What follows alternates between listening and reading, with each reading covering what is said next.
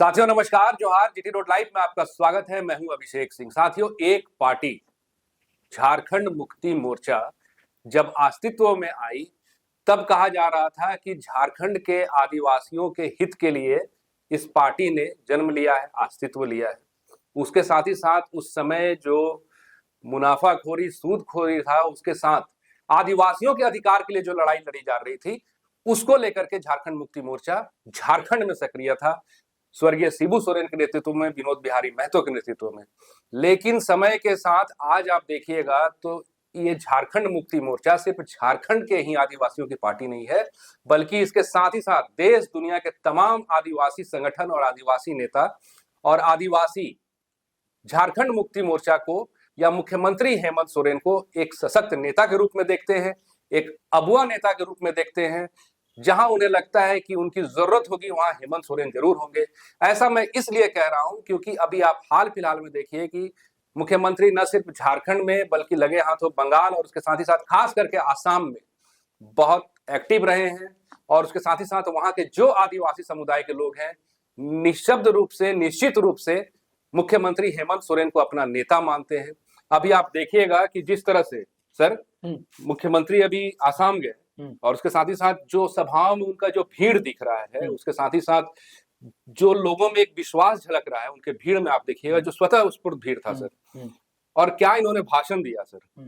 तो अब आपको क्या लग रहा है कि वहां के जो चुनाव होने वाले आसाम के, उसमें वो कितने निर्णायक नजर आ रहे हैं? देखिए, इस कहानी की शुरुआत हम लोग थोड़ा पीछे से चलते हैं। जी अभिषेक भाई, आपको याद होगा जब विधानसभा चुनाव यहाँ हो रहा, जी, हालांकि हम लोग चर्चा कर चुके, व्यूअर्स जानते हैं, फिर भी जरूरी होता है कोई नए व्यूअर्स आए तो भारतीय जनता पार्टी ने प्रभारी बनाया था शिवराज सिंह चौहान को और सह प्रभारी बनाया था हिमंता बिश्वा शर्मा। जी बिल्कुल।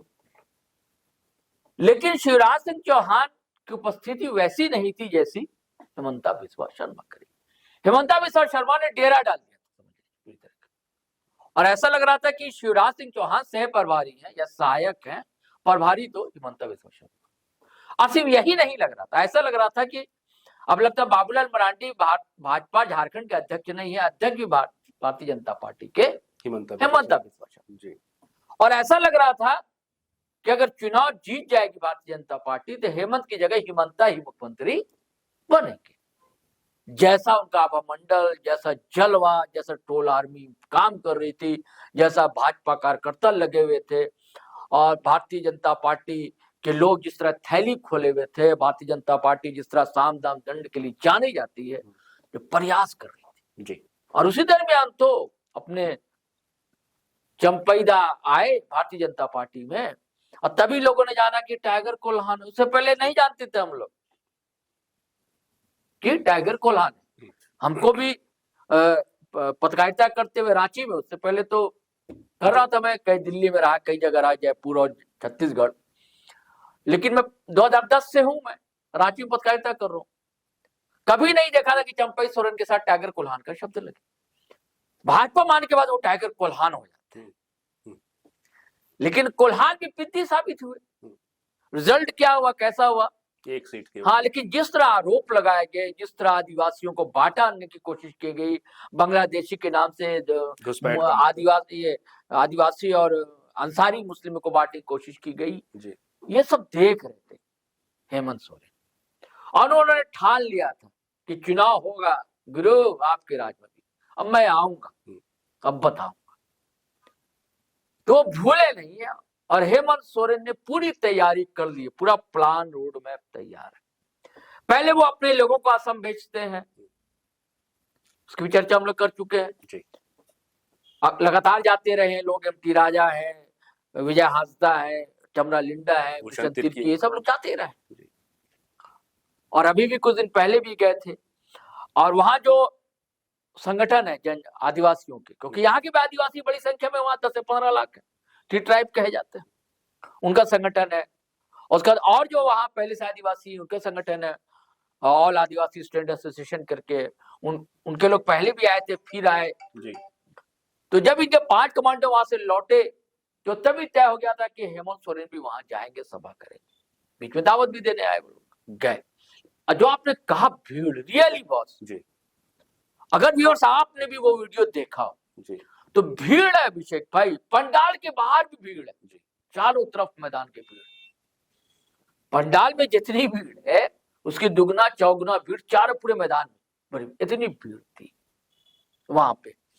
जबकि वहां के 2-3 मंत्री लगाए थे हेमंत बिस्वा शर्मा ने कि अपने लोगों को लगाओ कि लोग जाए नहीं तिनसुकिया, फिर भी लोग आए, बसों में भर भर कर लोग आए, अपने अपनी मोटर गाड़ियों से आए, जीप से आए तो कार से आए, कुछ लोग आदिवासी की आदत है पैदल चले आए।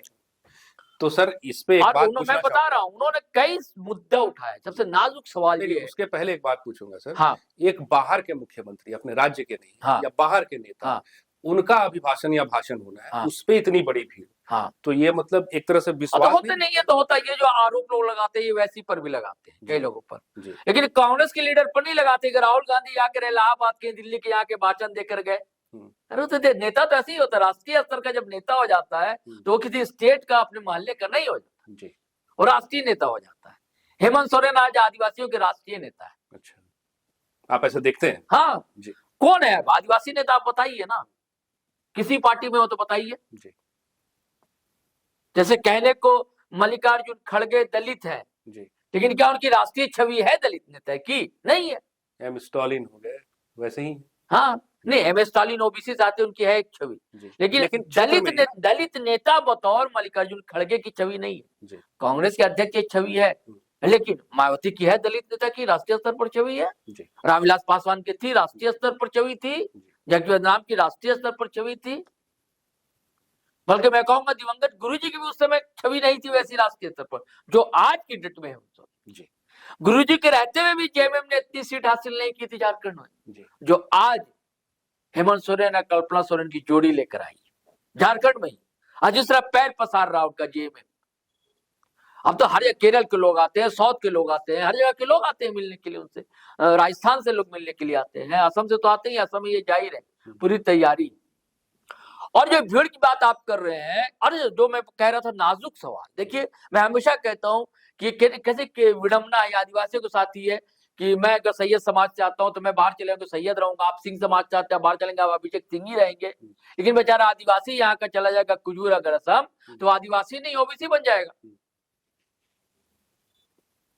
जी। ये चूक है ये, तो इसकी लड़ाई गेम में लड़ रहा, इसका कहना कि हम अधिकार दिलाएंगे, वहां उसे टी ट्राइब कहा जाता है, मजदूर बनकर गए थे सब टी ट्राइब कहे जाते हैं, कहीं की ओबीसी का दर्जा हासिल है लेकिन एसटी का दर्जा हासिल नहीं है, और भी जनजाति है वहां पर एसटी का दर्जा देने की मांग कर रही है, जैसे यहाँ कुर्मी समुदाय कर रहा है झारखंड में। तो सबकी लड़ाई लड़ना चाहते हैं हेमंत सोरेन, और साथ में एमटी राजा को इसलिए लगाया गया कि मुस्लिम की 32% के आसपास कहा जाता है वोट है, तो दोनों अगर मिल जाते हैं तो एक बड़ा वोट चंक बन जाएगा। ये कोशिश में है, कई ऐसी विधानसभा है जहां दोनों वोट निर्णायक की स्थिति में, तो ये कोशिश है। अब आप कहेंगे कि हेमंत सोरेन अकेले कैसे कर पाए, तो भारतीय जनता पार्टी जैसे कोशिश में लगी हुई अपने प्रयास वो ये करने लगे कि आदिवासी वोट ये ना हो। अभी वो आशा लकड़ा को भेज दिया, आशा लकड़ा वहां जगह जगह बैठकें कर रही है आदिवासियों के साथ, कुड़ुक समाज उरांव समाज कर रही है, लेकिन आशा लकड़ा की वैसी छवि नहीं है जो छवि है हेमंत सोरेन की। भारतीय जनता पार्टी से अलग देखिए कांग्रेस के लोग भी लगातार इधर और यहाँ से बंधु तीर की गए हुए थे, लगातार जोड़ने की कोशिश की। मैंने पिछले वीडियो में कहा था, इस बार भी कह रहा हूं कि अभी भले ना देखिए, लेकिन जैसे जैसे विधानसभा चुनाव नजदीक आता जाएगा आप देखिएगा आदिवासियों के जो आज संगठन होंगे, कुछ पार्टी होगी या हो सकता है कोई नई पार्टी खड़ी हो जाए, उसके साथ गठबंधन होगा, जो मुस्लिम समाज की एक जो पार्टी है उसके साथ गठबंधन की संभावना हो सकती है। अब कांग्रेस ये में सब मिलकर, या क्या ठिकाना है कि ममता बनर्जी भी उठी हुई है ना भारतीय जनता पार्टी से, हालांकि लोग कहते हैं कि आपस का खेल है टीएमसी और भारतीय जनता पार्टी का, लेकिन नहीं, ममता बनर्जी को भी का महत्वाकांक्षा है कि मैं राष्ट्रीय स्तर की नेता बन जाऊं, तो ये हर जगह कैसे कड़कती हैं भड़कती हैं। आज देखिए गई थी, दिल्ली गई हुई थी, एक पुलिस खड़ी थी सामने, उसको डांट दिया, अरे अमित शाह ने भेजा है क्या? अरे भैया उसका काम है पुलिस, भैया आप ही की सुरक्षा के लिए पुलिस आई, भैया आप सीएम है कि स्टेट के एक प्रोटोकॉल होता है। बेचारे सब सर झुकाकर बेचारे पुलिस वाले किनारे हट गए, तो रहता है इनका दबंगई कि मैं बोल रही हूं तो लोग सुनो। लेकिन हेमंत सोरेन को लोगों ने सुना, हेमंत सोरेन ने किसी को डांटा नहीं, दबंगई निकलेंगे, सारे मुद्दे उठाए कि आदिवासी के घर यहाँ क्यों जलाए जाते हैं, मुद्दे उठाए कि इन्हें हक अधिकार क्यों नहीं मिलता है, क्यों इनका शोषण होता है। ये भी मुद्दा उठाया कि ये नफरत की राजनीति कर रहे हैं लोग, नाम नहीं लिया लेकिन सारी बातें कह दी। बांग्लादेशी का भी मुद्दा उठाया और यहां तक मतलब सीधे सीधे प्रधानमंत्री नरेंद्र मोदी पर आरोप लगाया। हवाला लिया चाणक्य का कि चाणक्य ने कहा था कि जिस देश का राजा अगर कारोबारी हो जाए, व्यापारी हो जाए, तो देश की जो प्रजा है भिखमंगा प्रजा हो जाए। ये कहा सीधे सीधे नरेंद्र मोदी पर निशाना। अब बोल वहां रहे थे, तीर जो दिल्ली दरबार जा रहा था, और इधर बाबूलाल मरांडी आदित्य साहू भी सुन रहे थे, रघुवर दास भी सुन रहे थे। बोले कि जब हमसे पहले जो सरकारें थी, भुखमरी के शिकार आदिवासी होते थे, भात भात के लिए तरस कर मर जाते थे। याद होगा आपको रघुवर दास के दौर में एक घटना हुई थी गुमला की तरफ, भात भात कहता रह गया था, एक बच्ची है ना मर गई थी, भुखमरी के शिकार हो गई थी, बुढ़िया या बच्ची का मामला था। तो सब पर बिना नाम लिए पूरा निशाना साधा है, और जिससे बौखलाहट खलबली है। और आने वाले दिनों में बड़ा फेरबदल मुझे लगता है असम की सियासत में देखने को मिलेगा, क्योंकि जैसा भी इधर मियां मियां करके इनकी बयानबाजी आई है हिमंता बिस्वा शर्मा की, तो इससे लेकर बड़ी नाराजगी है लोगों में, बहुत नाराजगी। दरअसल क्या है कि भारतीय जनता पार्टी के अंदर अभी एक कंपटीशन चल रहा है कि योगी बड़े नेता की, मोदी बड़े नेता की, अमित शाह बड़े नेता की, हिमंता बिस्वा शर्मा बड़े नेता, कंपटीशन चल रहा है। क्योंकि मोदी जी के बाद तो किसी को आना है, जगह लेना है।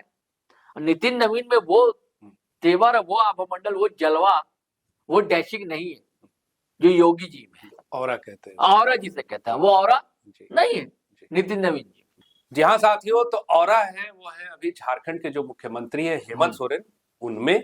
और उसके साथ ही साथ आप देखिएगा कि जिस तरह से वक्त बीत रहा है, उनका जो कद है वो झारखंड के बाहर राष्ट्र में बढ़ता जा रहा है, और लोगों का और आदिवासियों का जो आस्था है वो भी बढ़ता जा रहा है।